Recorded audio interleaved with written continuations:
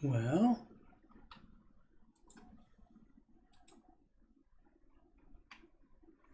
there it goes. Finally.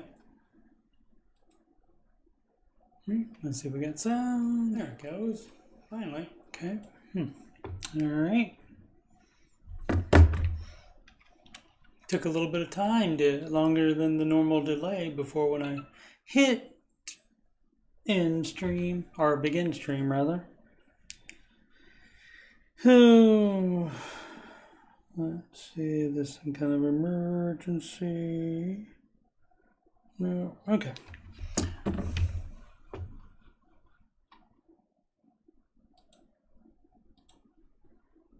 All right, Ramsey show just ended a little while ago. Can I get some hi-hat?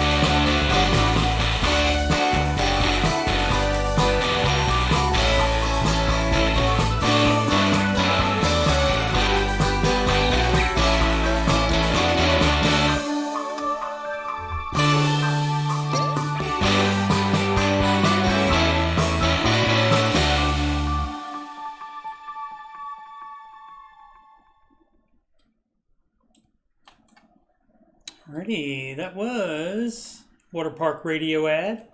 It's from Freedom Studios, I think the name of it is. It's free to use on the YouTube.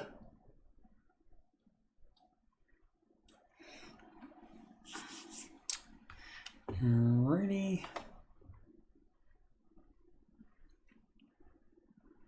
Get my plugs at the start of the show here. I am Ramsey. Whoops. I am, yes, Coach Steve Money, Ramsey Solutions Certified Financial Coach. And you can schedule a free financial coaching consultation with me at calendly.com/coachstevemoney. That is a video conferencing appointment. So you can do that from anywhere in the world. You can email me about coaching or anything else on my YouTube channel, youtube.com. coachstevemoney at gmail.com. My goodness. Hashtag dementia all over the place.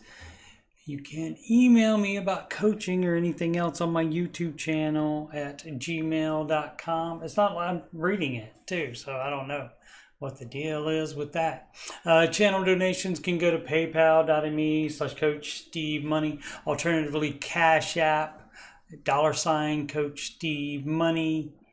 Or Walmart gift card to coachstevemoney@gmail.com. You can have me on the gram at Coach Steve Money, of course.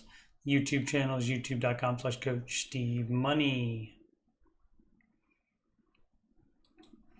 All right, reminder, thank you again for 3,000 hours watched. I'm over 3,500 now, actually. And so just gotta hang on to get the final up to 4,000. And then finish off the subscribers as well. It's going to be 1,000. I have 892, I believe. That, and this is an older page. It hasn't I haven't refreshed it yet. All right, so no songs today. George and Ken. Ken was driving. George and Ken were the hosts today of the Ramsey show. And if you would like to hear my George song,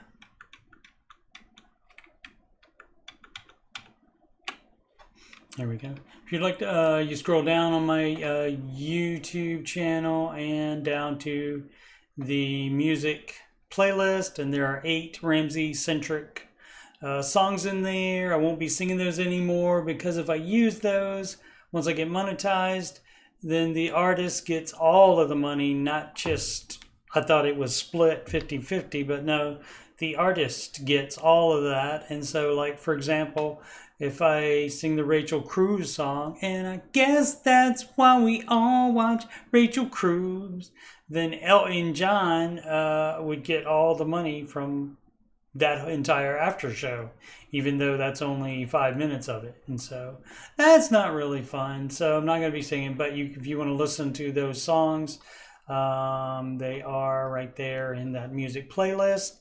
And I definitely will come up with more songs and such, but I'll just be putting them in the music playlist and telling you about them on the shows rather than doing them on the live streams. Right below that is the Ramsey Show After Show playlist, and today is number 367. All right, used to be able to do it every day. Now I can only do like 1 to 3, at most 3 a month, because of my work schedule. And so unfortunately, I'm always enjoying the days that I'm off, the weekdays I'm off, because then I can do that. Alrighty. Some in my eye. A tear. Maybe a tear. Market report. Of course, it wasn't right where I wanted it to be. So a down day for everything. Let's see. We got coming up for. Let's see. Today, reporting day, Snowflake, Salesforce, and Marathon Digital. The most followed single stocks on the Google, only Microsoft, just barely, 0.06%, and Tesla, 1.16%. Only those two out of the top, 1, 2, 3, 4, 5, 6 single stocks that are the most followed on the Google. And let's just see how the rest of the world fared. About half and half in Europe. Everything down in Asia. The currency, the US dollar, having a resurgence recently. Up against the Japanese yen, up against the British pound, love, and up against the Canadian dollar. Also up against the Australian dollar, mate. So US dollar, very nice. The crypto bros, more about that. Bitcoin up 6.18% today. And let's talk about that for a minute. So the problem is, okay, so I'll talk about more about this in a minute, but what's the name of it? Coinbase. So that's basically like the main brokerage.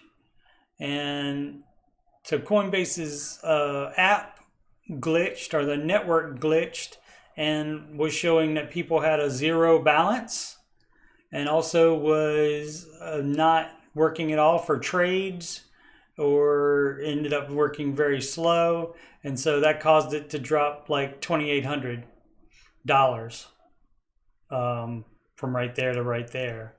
And so, but if you want to spread out and look at that looks great, except for the part that it was down here just not so long ago. It was down here and wasn't moving anywhere. We'll look at that in the bigger picture. That's the 1 month. So, you can't complain about that either. The year to date as well. And the 1 year, you can see it's not really doing much, going up and come back down. I mean, that's what the market does anyway. But the problem here with the coin is it rose way up and then they crashed it to lock in those gains. And then they bought again really quickly and it recovered and went to a new high really quickly. But since then, crash city, crash city, crash city. And so you don't have, it's also a too short of a time period. Doesn't have that much of a track record yet, as opposed to something like the max on the S&P 500, which, yeah, certainly you have bumps in the road. Like, don't remember what happened there. What year, what day was that? That was 2002. I don't remember what happened there. And then 2009. And then up here, the Pandy crash, as you can see, recovered very quickly as well. But then it stayed up. It stayed up. It stayed even, and when it dropped, it stayed higher. It didn't go back down anywhere near, where it was a few years ago. And so that constant incline is what you would be looking for. And the crypto just doesn't have the track record. Also, government's going to get more and more involved in it. People don't believe it. No, it's safe. It's anonymous. It's all that crap. And they don't think governments can seize it if they want to. It's ridiculous. Let's see. So what else? The futures. Let's see what the futures are like. And everything down still. So that doesn't mean anything, though. Futures can be down and it open up in the morning.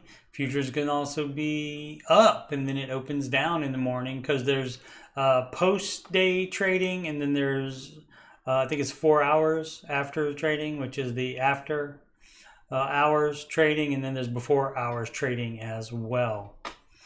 All right, Salesforce slid, Snowflake dives. Okay, so that means both of those guys did not do that well. But last week it was great because where's the 5 days? Yeah, last week was great because especially probably in the NASDAQ, because NVIDIA single-handedly basically raised the entire market with their blowing earnings expectations out of the water. All right, I think we're done with that. There's a story about Coinbase as a zero balance after crypto trading app suffers glitch. Glitch Wednesday saw the price drop about 2,800 in a matter of minutes. And their statement was, "We are aware that some users may see a zero balance across their Coinbase accounts and may experience errors in buying or selling," the company said. A statement to CNBC. Alrighty.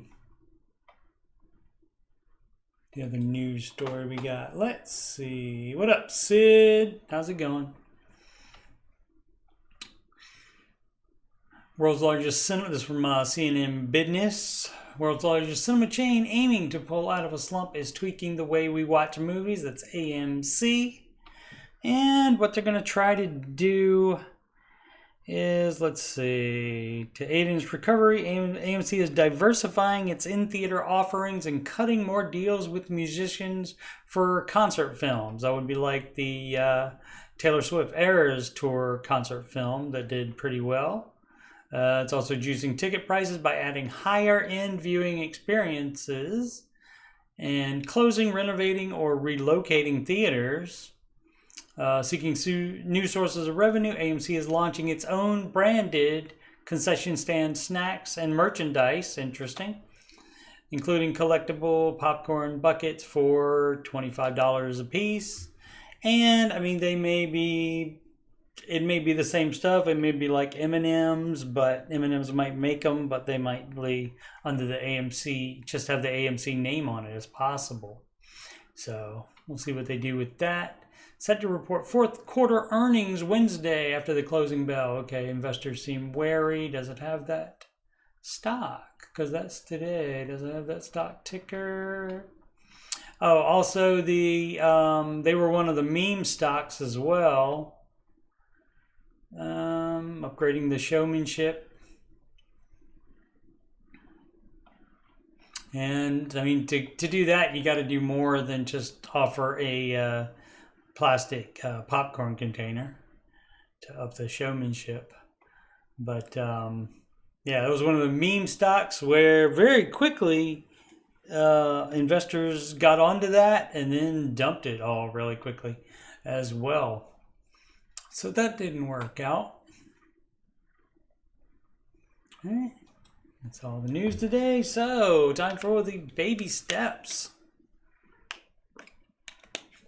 This episode again brought to you by Crinkly Water Bottle. All right, so some baby steps. This is the cornerstone, as it were, of the Ramsey advice. And this is what you do. Even if you don't partake of anything else, you can follow this advice mostly and be just fine. The problem would be is if you're like some people that try to do all of the steps at the same time. And that's a no. You do steps 1, 2, and 3 in order, one at a time, and steps 4, 5, and 6 in order all at the same time. So let's go over them really quickly, and then we'll do questions. Step 1 is save $1,000, your starter emergency fund. You do not save any more than $1,000 while you're paying off non-mortgage debt. Step 2 is to pay off that non-mortgage debt using debt snowball that is smallest to largest. Step 3 is to save 3 to 6 months of expenses in a fully funded emergency fund. Definitely recommend 6 months if you have a mortgage or are going to get one. Because then you have to fix all the stuff in the house. You can't call the landlord. If you call the landlord, your phone will ring. Step 4, invest 15% of your household income into retirement. Step 5, save for your children's college fund. Step 6, pay off your home early. And step 7, build wealth and give. The investing is eternal unless you need that money to live on in retirement.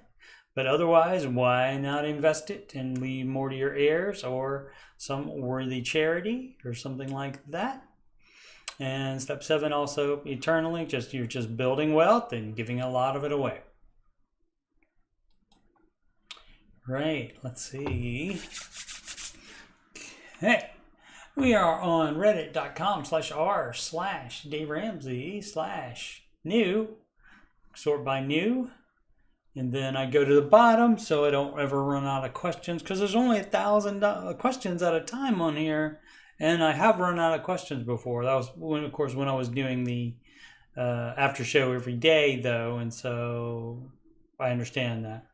So, but now I'm doing after show when I can. Like I said, 1 to 3 a month is all I can do of the after show. But on the weekends, on Saturday and Sunday at Ramsey time, which is the time the video normally comes on, which is 4 p.m. Eastern time. So at that time on Saturday and Sunday, I do answering your financial questions. And that's basically just all these questions instead of any news or like what used to be where I would sing the songs and so forth and talk about the market. I do in some of that stuff a little bit every so often on the Answering Your Financial Questions show, which used to be called the Ramsey Coach Show. Trying out that new name. All right, so this is N1H1L. I wonder what the L after it means. Trying to dig out of a hole. We are mid-30s. I ain't saying they a hole digger. We're a mid-30s couple. 2 years back, we were in a deep hole financially. Had a new house and new car. The car was $65,000. The house mortgage was $350,000 with zero savings and credit card debt of $25K. Today, I am a bit better. Okay, we're down to 8 from 25. On the credit card debt, the 65 car loan is now $20K. Okay, I wonder if they're doing it wrong by putting more to each of the debts rather than to the smallest one. Mortgage was $350 with zero savings, and the mortgage is now $250. House has also appreciated quite a bit. Yep. So feeling a bit more secure. We also started saving more. Today, each of us has around $100K in 401K. Total of $220K. They did the math for me. In addition, we have combination. Let's open the rest of that. With combination, we have combined 30 in Vanguard mutual funds and 25K in a health savings account. Excuse me. My goal in 2024 is to pay down my car. You mean pay off the car and make credit card zero? Oh, not even that. To pay down the car and make the credit card debt zero and continue saving. If you only have 8K, again, what has to be going on here? I mean, maybe the car payment is huge, but only 8K and it's going to take you the whole year to get rid of that? So my only debt is my mortgage then, right? But not yet. The good part is that my mortgage interest rate is very low, okay? And we aren't thinking of moving anytime soon. So just paying the money due every month for now and still pay off $2,000 in principal down monthly. So if you're trying to pay that off early, you're doing it wrong. For now, we'll still pay off $2,000 in principal down monthly. Yeah, so if you're doing that, this is one of the people that's trying to do all the baby steps at the same time. You're doing it wrong. Pull that up right there, so it's right next to there. None of them say go on to further steps before this one is done. None of them say that. Not even steps 4, 5, and 6, which you're supposed to do all at the same time. But so basically they're on baby step 2, but they're doing baby step 6 stuff with the money, and that's keeping them in non-mortgage debt as well. So they're just doing it wrong. What do I think? I think you're doing it wrong. So let's see. I know interest is frowned upon. What do you mean interest is? Oh, around the house? On the house? I don't know what that means. Or on the car and credit card debts. I know interest is frowned upon, but my goal is to first get all my short-term debts cleared and then consolidate. You don't need to consolidate. You just pay them off. And if you're putting any extra on the house, you're doing it wrong. Pay off your non-mortgage debts first. That's why that's baby step 2. And paying off the mortgage early, which means putting extra on it than the minimum required payment, that is baby step 6, and you're doing it wrong. All right.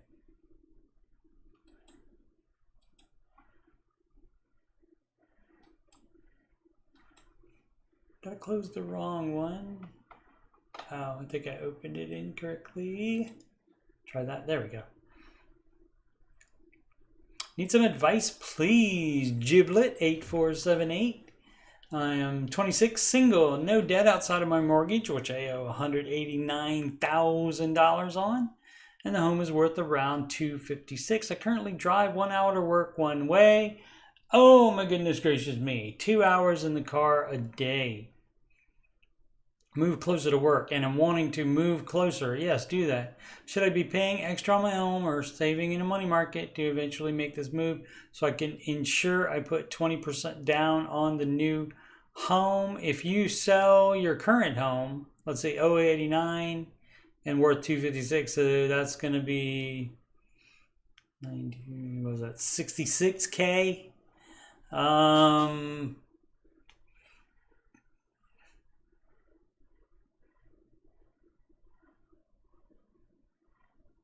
Should be paying extra on the house. Yeah, because you will get it back. So what paying it does is that takes care of you either way. If you end up staying for some reason, because people can plan to move all they want to, and then something happens and they never do, or something doesn't happen and they never do. Either way on that. or you could move. So either way, you get that money back. If you're paying extra on it and you live there forever, then it's closer to being paid off. If you do sell it, you get that money back when you sell it. So that's what you should do. But yeah, you should still, so it should be at least 20%. So now you moving closer should not be moving up that much. No debt outside of the mortgage, so that's great. But you shouldn't go crazy in house just so you can move closer. So you can move closer than an hour away, but you don't have to live right in it if it's a high cost of living area. So it has to match your income. You don't get a pass on math if you live in a high cost of living area.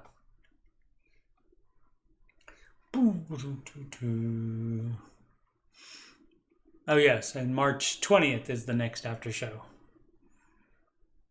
6 p.m. Eastern Time. Vanguard, I may have said the incorrect time earlier for the after show. Vanguard Cash Plus account or open a better high yield savings account. Well, the best you're going to do is maybe 5 or a little bit more. So I currently have a 6-month emergency fund in my boring Wells Fargo savings account, but where you have immediate access to it is the main thing. So you invest in mostly with Vanguard and Fidelity, mostly. I was thinking of moving my entire emergency fund to Vanguard Cash Plus account that currently has 4.7. Right, you don't need to do that at a brokerage. I mean, you can find other ones that are near 5 as well. My concern was that I read in the the fine print, that the annual percentage yield can vary from time to time. I prefer to keep my accounts consolidated and not open up another account somewhere else, just for simplicity's sake. Simplicity's sake. It's not a hyphen in between it. But I don't know if maybe I should look into a different high yield. You can, but for emergency fund, you have to have immediate access to it. So you do read the fine print. Other than the percentage rate of the interest, you also look to see if you have debit card or check writing access to it. And if you don't, that's a no-go, because emergencies will not wait for a 1 to 3 day transfer window. All right, distinct row 9101. What would Dave do is the title of the article, or the post rather, and so they didn't have to put the what would Dave do flair on it. Last kiddo off to college. They fund the college, great. Married, 55, man, mortgage balance $186,000. 3% loan, no other debt, excellent. Cars paid off. That's what no other debt means. So good job. $225K a year, salary plus commish. $30K high yield savings account for emergency fund. Hope they have immediate access to it. $15K in miscellaneous checking, savings. I mean, if that's like a sinking fund to fund stuff, that's fine, but you should be paying off that mortgage instead with any money that you don't have to, like, if you don't have to buy new tires or something similar. I mean, but on step 6 though, you know, they could have that in there for, like, if they want to take a vacation or something.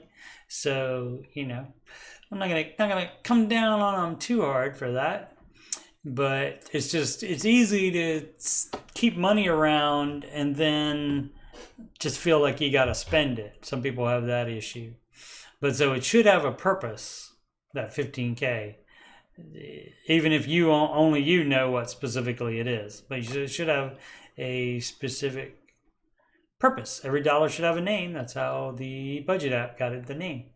Max out company's 401k. Okay. Retire prob 70ish. Let's hear suggestions and ideas.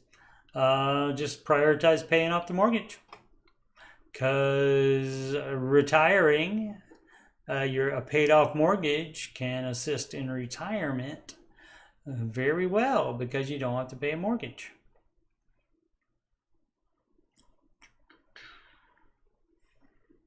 Financial position, 52. My parents' success story.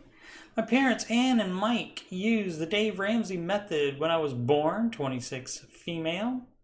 They were 24 when they had my older brother and were in a bit of debt by the time they had me. Then my mom went to law school and they took on student loans. Dad found Dave Ramsey and has been diligent. They're now 54 and retiring. Excellent.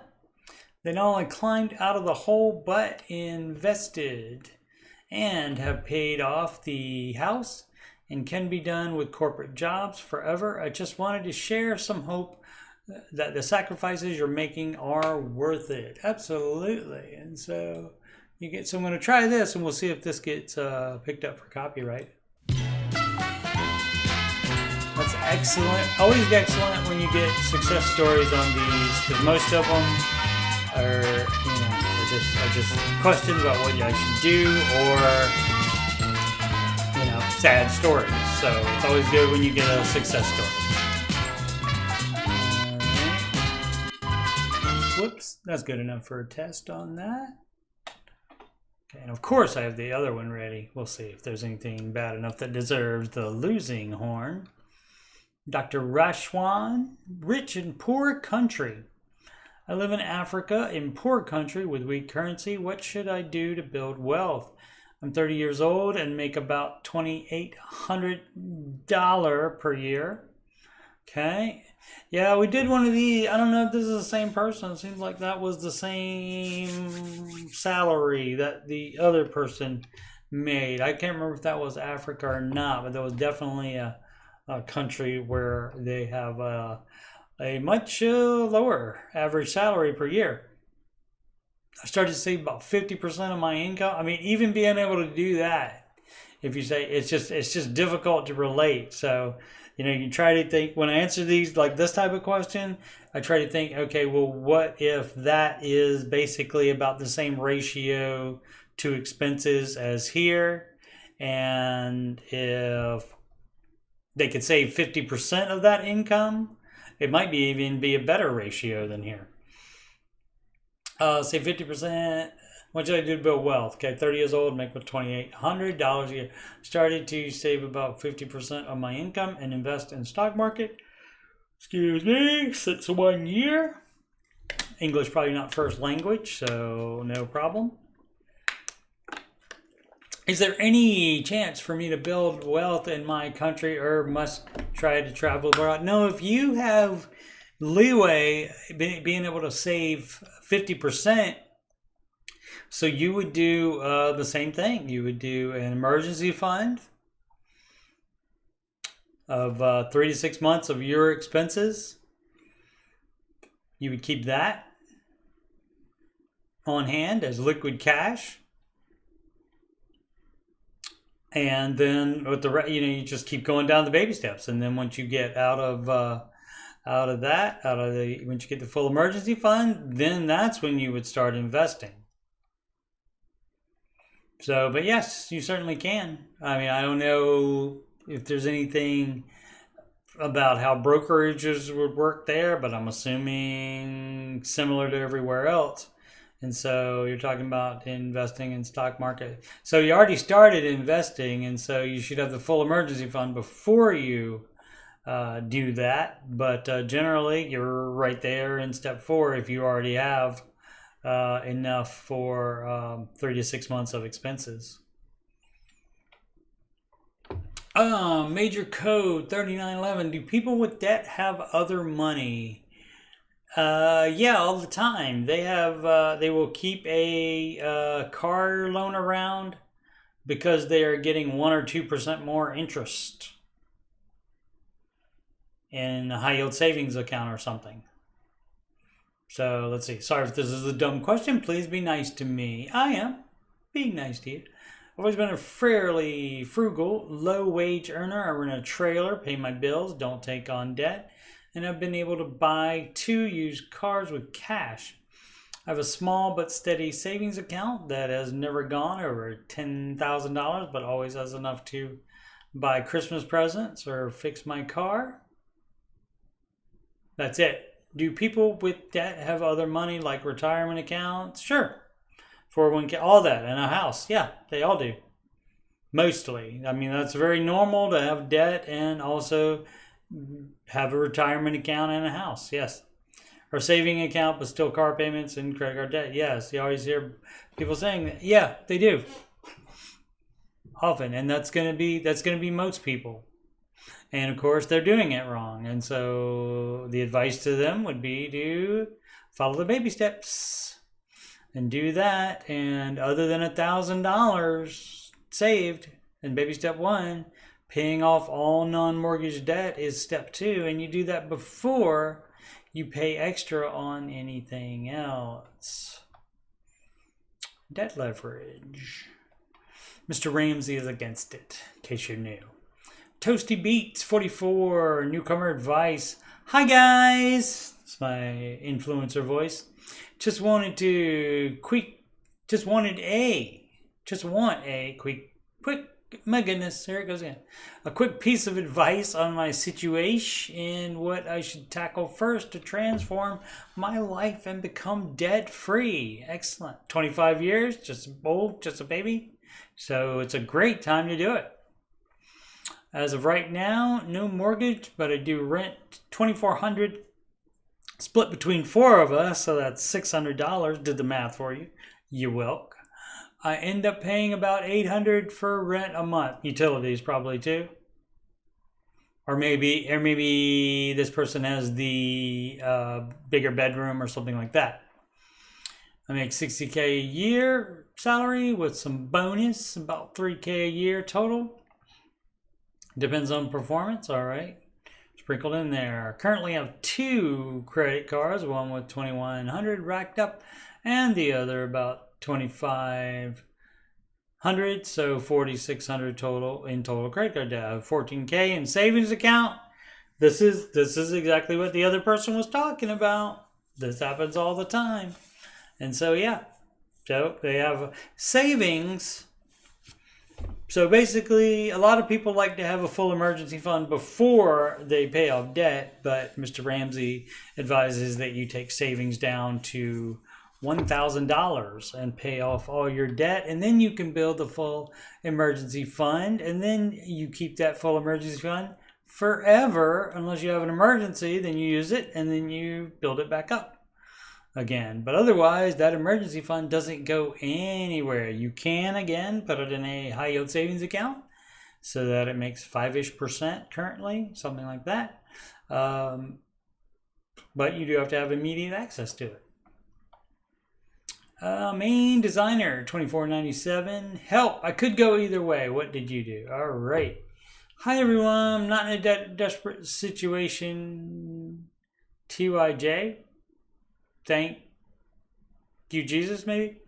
But I'm playing mental gymnastics, overthinking, when I know the situation isn't dire enough to expend so much energy. Yeah, and yet you know it, but that you can't stop doing it, though. I get it.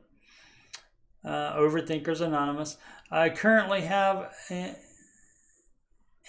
11,000 6-month emergency fund, getting 4.6%. Okay, great. Again, here's the same thing. Take home pay is about 5K after 7%. Traditional 401k. Okay, so that would be doing, let's pull up the steps here. Let's scroll to them. There they are. So, investing. That means they're doing step 4 before step 2 is finished. Car loans, consolidation loans, and of course have the emergency fund as well. So doing step 3 and 4 before finishing step 2. So of course the answer is you're doing it wrong. Again, so you could go either I don't think I got to the meat of the question. I was going to try to ignore. We'll see if this is worth it here. I recently combed through my emergency fund and threw some excess savings over 6 months towards a consolidation loan. You should throw all of it except $1,000.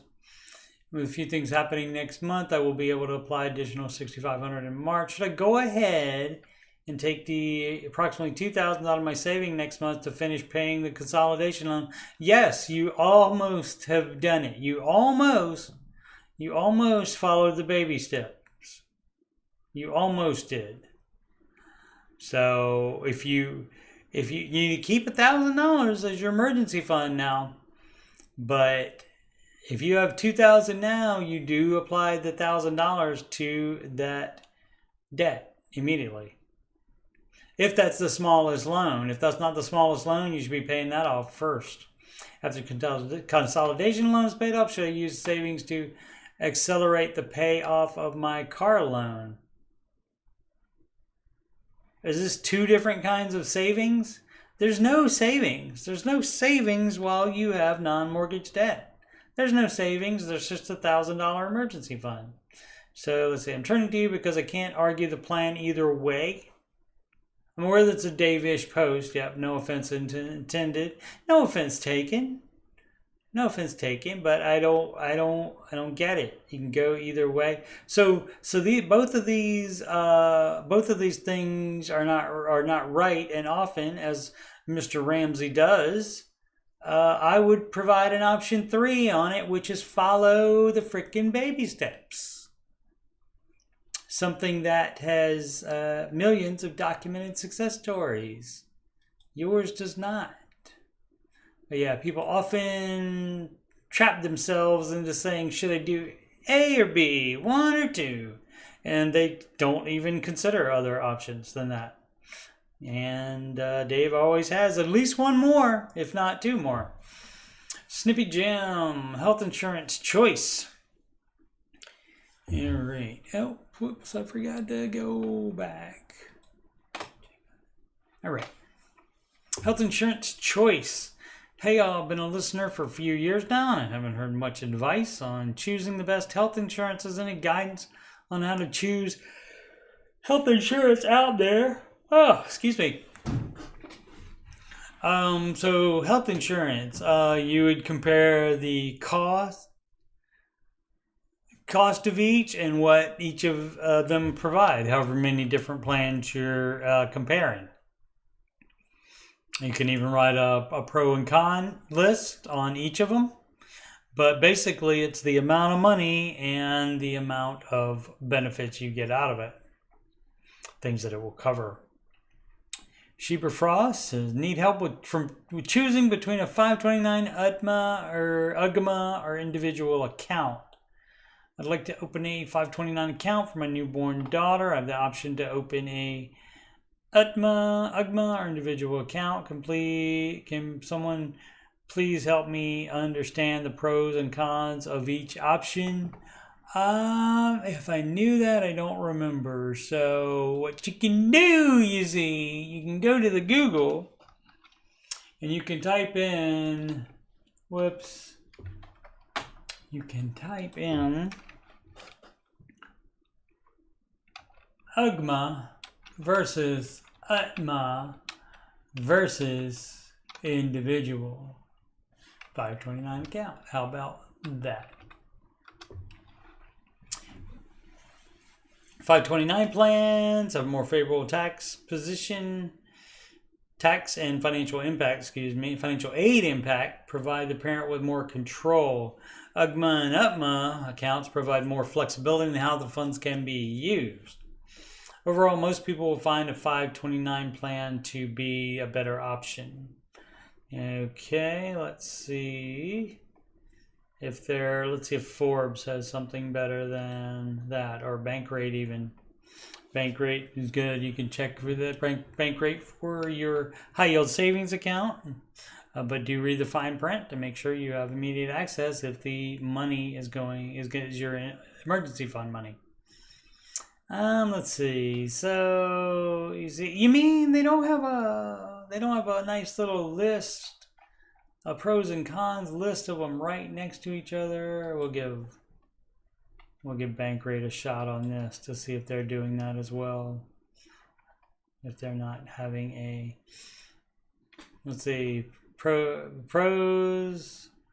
I guess I gotta do it myself. Pros, tax deferred growth for this is for the 529 account. Potentially high return investments, tax withdrawals for education plans, beneficiary can change, state tax deduction, student loan repayment, reduced impact on financial aid, roll over to Roth IRA, and that is new this year, I believe. Oh, no, Secure Act 2.0, 2022. Okay.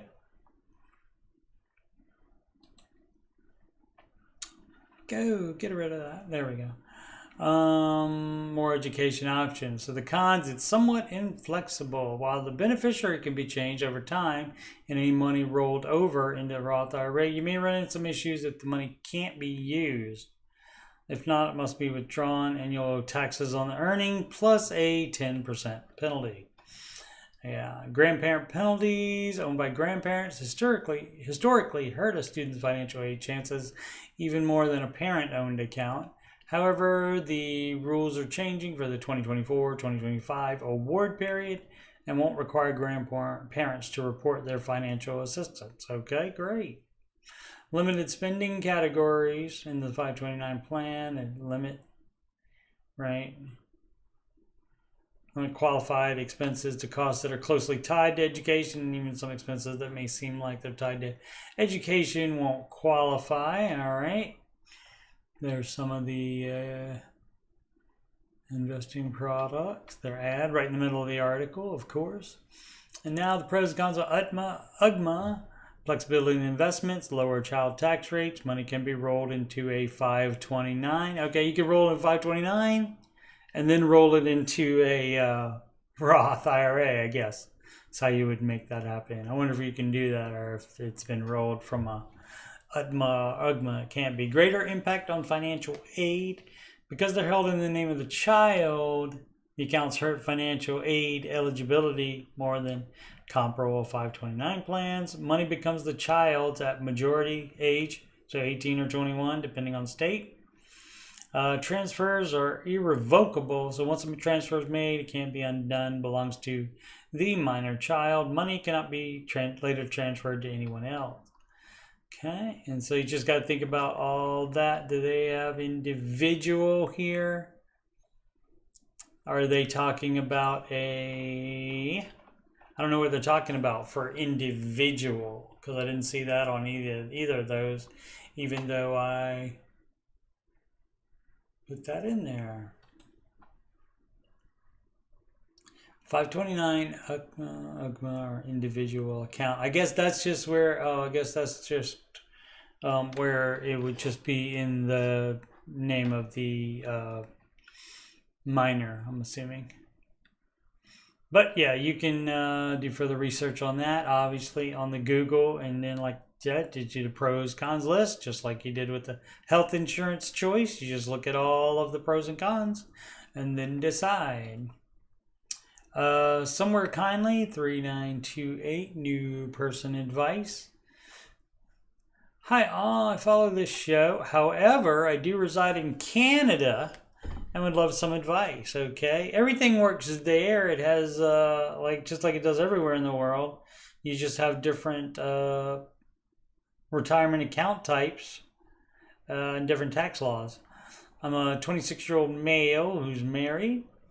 My wife and I just purchased a home. Our income combined is $160K Canadian dollar before taxes.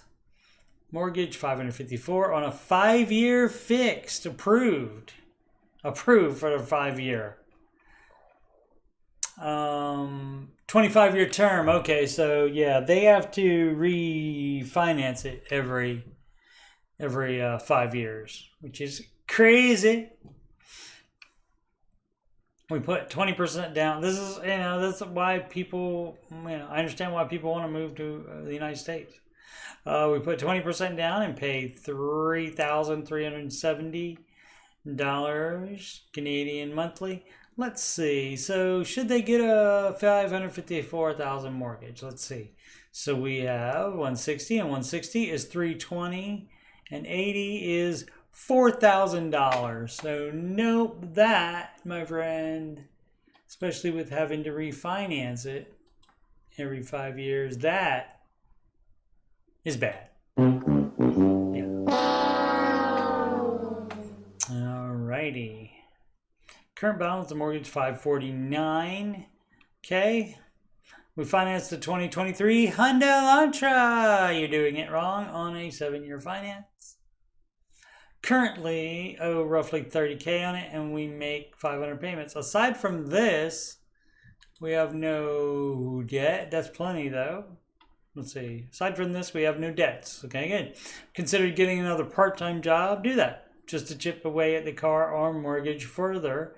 And what you would do, so you see what you would do, we have about 60K in savings. So again, everybody is doing what that person couldn't fathom, what they didn't understand how that's working. Everybody has that.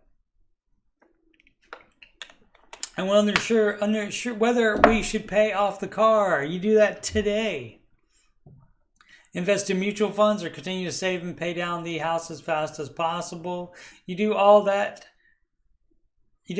But separately, you would first take the $60,000 down to $1,000. You pay off all of your non-mortgage debt. So hopefully that's it. There's no other except the car, we can hope. So that will only take 30, and so then you'll probably have if there's no, you have no debt. Okay, great. So you have no debts, and the problem is you're not thinking Ramsey. You said you were new, so I'll give you a break on that. But with your savings already, you can be completely out of debt and have maybe not full emergency fund, but close. And then that's when you would start, after you have the full emergency fund, that's when you would start investing there. Basically, the answer is, like a lot of times, baby steps in order. We do understand our payment is rather high. Yes, it is, but would love insight on how it can take that step further to become debt-free. So that is about where were we? Oh, about $150,000 house more than you can afford. And so that is keeping you house poor. And understand with the $500 a month payment on the car, that's even worse. But you wouldn't have that if you pay that off. So that would free up that $500, and then you don't have to be as tight on the budget. But you do also want to continue on the baby steps.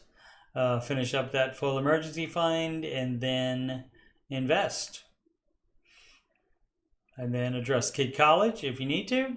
I don't know if it's free in Canada or not. I don't know. If applicable, might not be applicable. If it's not, then you get to skip it. And then you would be on step 6, which is pay off the mortgage faster, pay it off early. And yeah, definitely do that. And then you might not have to, you can hopefully get it so that you can use a 25-year term. Hopefully you can get it to where you can skip the last 5 years of the term at least, so that it can be paid off, and so you don't have to finance it that 5th time. Original, right? Original time, and then the original time, and then 4 more. So yeah, hopefully you can pay that off within 4, basically 20 years, but hopefully you should be able to do it in 15, which might be a tall order considering, again, it's 150 Canadian dollars more than you should have gotten. All right. That was nice, wasn't it? Oh, that's not the person that said be nice. Boom Chicka Zulu. Boom Chicky Zulu. Okay. Help, I'm stuck. Wife, 26, and I, 27, are South Africans, working in China and loving it. All right. We're debt free. Excellent. Besides $900 on credit card, which I'm using to build up a credit score. We don't care about any of that. There's 17 responses to this post, and I'm sure some of them do care about credit score, but the Ramsey advice is to not give a flip about it. Build up credit score so we can buy a house in the next year. You don't need, well, I won't say, I don't know about China. I don't know if they require a credit score or if they have manual underwriting. Well, about $2,500 in emergency fund savings and $23,000 invested in the stock market. Yeah, I mean, and just 900 on a credit card. How much is that really building up your credit score? On one credit card, and you have $900 on it. I don't know that that's doing that much for you as far as raising that credit score. Let's see, make roughly $81,000 a year. Don't know what is that, US dollars? Our only real expenses are rent and food, right? Which run around $1,700 a month. We're currently saving and investing 50% of our income. Okay, another person that's able to save 50%. We will max our emergency fund first and foremost. Okay, my question is, concerning the Roth IRA and 401k, as South Africans, we don't have access to this. And probably not in China either, because the Roth is the name of a senator that introduced that bill to establish that type of retirement account. And so that's the United States only for that. So other places, as I said, other countries would have different retirement accounts. Or nothing. Or maybe you just have to open just a standard account that's going to be taxed both going in and going out. But that, of course, is better than not having a retirement account at all. Let's see, we can open a retirement fund in South Africa, but the currency depreciation is incredible, and there doesn't seem to be any light at the end of the ever-darkening tunnel of the South African economy. Yeah, I don't know how that would work.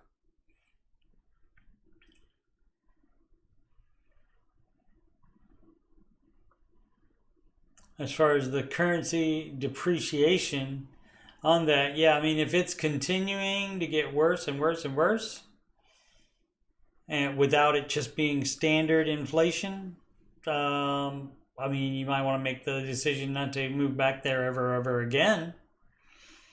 Let's see, we won't stay in China forever. We are definitely interested in citizenship somewhere else, but that won't happen for at least another 5 years. Okay, so not China, and I would say not South Africa either. We want to buy property as soon as possible. Don't be in a rush. So you're not going to buy it for 5 years because you wouldn't buy any in China since you're going to move from there. Let's see. We don't know where. South Africa is not the best option for. Yeah, you first got to decide where you want to go, and then when you go there. Make sure that's definitely what you want to do first. And then when you go there, you just rent for a year while you make sure you want to stay there. That way you're not locked into it because you bought a house. Of course, you can sell a house, but it's much easier to just give notice that I'm not renewing my lease on a rental, and then you can bounce. But that's much easier than having to sell a house before you can leave. So don't be in so much a hurry to buy property. Finally, my wife and I are on the same team. Great. Live as frugal as possible. We don't own or need a car. We eat at home, and the only big expense we allow ourselves is travel, which we pay for in cash. Great. You're doing great. Any suggestions or advice? You got to just find out. I mean, just keep working there, obviously, in China, and figure out where you want to go next. You said it won't happen for 5 years. You got plenty of time to pick somewhere. And so, again, overthinker. I know you're trying to plan all this stuff out and think about all this stuff, but really you have 5 years to figure out where you're going to go next. And that's the important thing as far as the buying property. Figure out where you're going to live first, and then think about the buying property. And if you just save money during that entire time, you will have the money to do that. But of course, also start saving for retirement as well. Descent on Mars. They don't look happy. Jingle Bell, excuse me, Peanut. Roth 401k, traditional 401k. Simple Stephanie has, I wonder if that's an influencer of some type. Or just a financial person. Doesn't necessarily have to be an influencer, but some people are both. Has about 150k in a traditional 401k at 35. Her company now offers a Roth 401k. Simple Stephanie also maxes out her Roth IRA and health savings account. Should Stephanie convert the traditional 401k balance to the Roth IRA? Or to the Roth 401k. Traditional 401k balance to a Roth 401k. All right, well, if she's going to be working another 30 years or so, has 30 more years of investing that's going to happen, I think I would rather pay taxes on the small amount of the contributions and not have to pay them later in retirement. What do you think? Should Stephanie begin utilizing the Roth 401k or continue on the traditional 401k path? That's going to depend on her positioning to be able to cash flow. Basically, you got to be able to cash flow those taxes that are going to be due for converting it. Because that does create a tax event, because in the traditional 401k, you did not pay taxes on the contributions, and that's a benefit of that. But then when the 401k is tapped, once you get into retirement, then you do have to pay the taxes on it. So with Dave, it's always match first, because that is 100% rate of return there.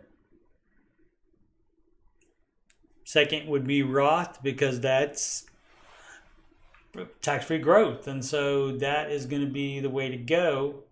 If you have any significant time in the market. And so having already 150 in there, so by paying the taxes on it, on that 150k, then you avoid paying the growth later that grows out of that 150k, which will be way much more than that 150k, obviously. If it's not, you're definitely in the wrong funds. Should she leave the traditional 401k balance alone and start using the Roth 401k instead? You could also do that if she is not in a position to handle that tax event at the moment. So, but all that depends on her current cash flow and what baby step she's on. Hopefully at least baby step 4 if she's investing. But generally, that should be. So, I mean, you would have to be able to save the money to pay the taxes on it. Or if there's some kind of tax or cash flow situation where you can't afford to save to pay off the taxes, then in that case, you could leave it alone and just start using the Roth 401k, because in that instance, the Roth 401k, that would begin taxing the contributions, but only check by check, not a whole big amount like 150k all at once, like the converting would do.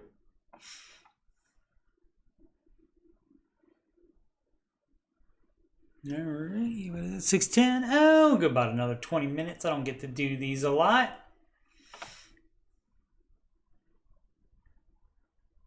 Maybe not. We'll just do this one. Alrighty, Flaky, Calligrapher 62. Is there really any evidence? I'm posting this on both J. Ramsey sites, and so be warned, you might see this twice. Okay. I don't know what the other Dave Ramsey site is. Oh, there is a, I think, there's a Dave-ish community on Facebook, but there probably is here as well. I see the claim everywhere that people who use credit cards spend more money than people who use cash. The claim is always simply that studies show. Right, multiple universities have done those studies. Yeah, with no further information. The one source I've ever seen cited is from a McDonald's study that shows the cash purchases tended highly to be much cheaper purchases than card purchases. Right, but there's plenty other ones, I assure you. But by itself, that doesn't show using a credit card encouraged higher spending. It might just as well. So they just want to get okay to say, okay, fine. Credit card don't make you spend more money. No, it does. It does. Not every single human being on the planet, because nothing is true with every single human being on the planet. So, all right, I started looking at it again. Let's see what the rest of it is. It might as well show that people who plan on making only small purchases don't bother with cards, and those who plan on making larger purchases use cards as a convenience. We would need more information to draw any... I'm sure the people that have done studies have done that. Conclusions about credit card use and expenditures. Does anyone have information about this claim? I'm really not denying its truth. I would just like to know what it's based on. You know what you could do? So see, you could go to the Google. For someone like that is trying to be really smart, I don't get this. Because you could just go to the Google and Google studies on cards versus cash. And that's not very difficult, is it?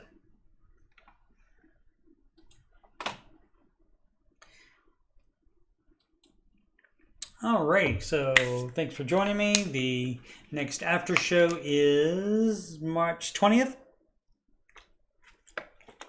Oak Island, excuse me, No Cap Recaps. Late Tuesday night. I'm also going to be debuting the Lost U-Boats of World War II recap, and we'll see if people like that. And what else I got coming up? Oh, answering your financial questions stream at Ramsey time, which is 4 p.m. Eastern time on Saturdays and Sundays. So it'll be a nice, fun thing for the weekend. All right, get my plugs and we'll get out of here. That's what I get for going 10 minutes over, 15 minutes over. I'm Coach Steve Money. I'm Ramsey Solutions Certified Financial Coach. And you can schedule a free financial coaching consultation / assessment with me at calendly.com/coachstevemoney. That is a video conferencing appointment, so you can do that from anywhere in the whole wide world. You can email me about coaching or anything else on my YouTube channel, coachstevemoney@gmail.com. Channel donations can go to, paypal.me/coachstevemoney. You can have me on the gram at Coach Steve Money. Of course, this YouTube channel is youtube.com/Coach Steve Money. Thank you so much for watching.